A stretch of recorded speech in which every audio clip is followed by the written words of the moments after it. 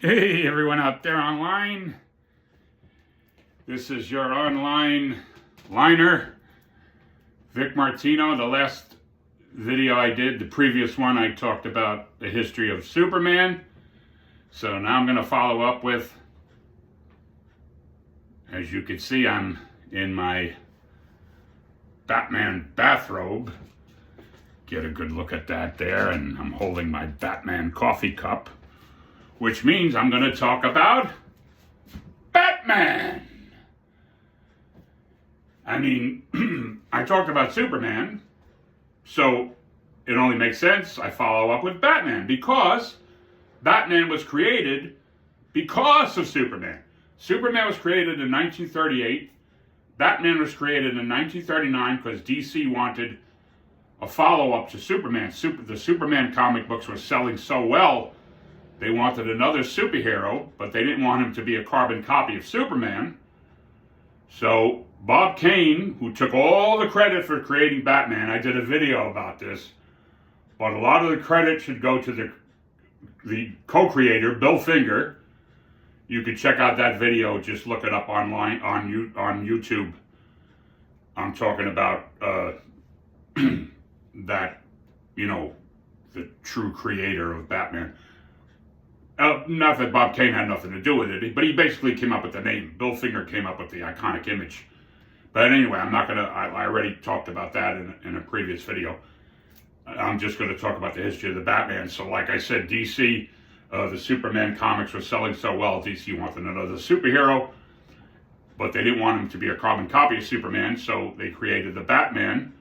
And unlike Superman, the Batman doesn't have superpowers, which is all the more impressive, considering that, he handles himself very well without superpowers.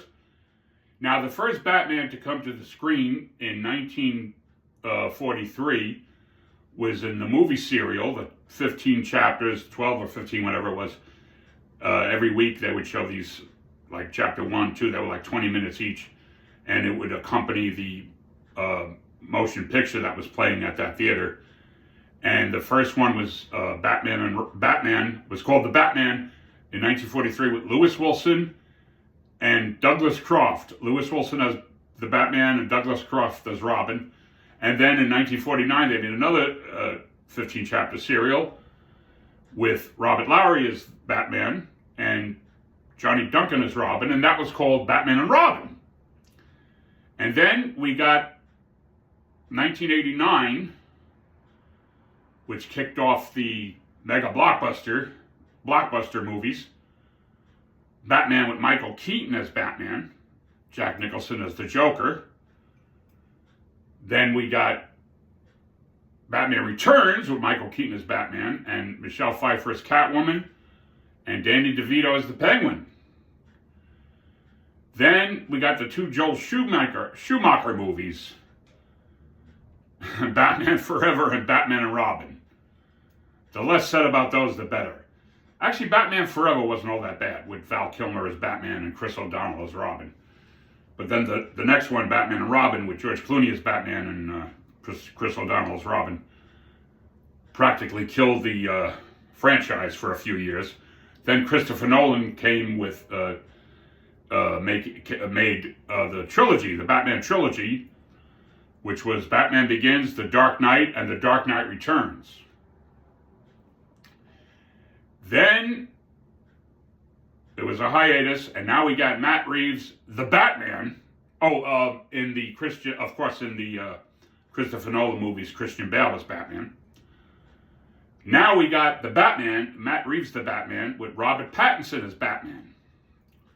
So there you have it. Now, ever since 1939, the year after Superman was 38, Batman was 39, Batman has been going strong, better than ever, actually, you could argue, arguably.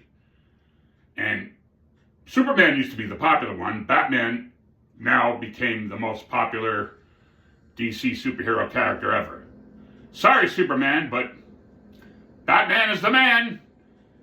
He's the most popular superhero of all, I would say. The one without the superpowers.